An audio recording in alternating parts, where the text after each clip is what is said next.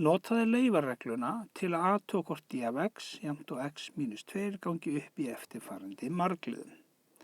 Og hér erum við margliðuna p af x er jafnt og x í endaveldi mínus 2 í enda.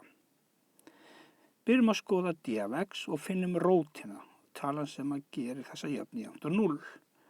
Skrifum það hér, finnum rótina og hér erum við búin að skrifa d af x jafnt og x mínus 2.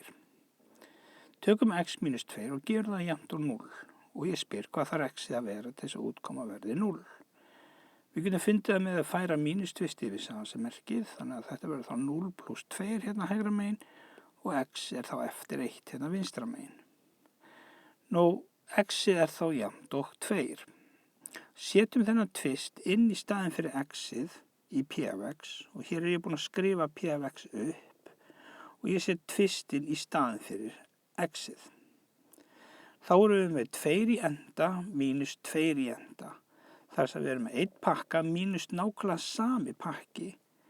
Það þýðir að útkoman úr þessu verður jafnt og 0.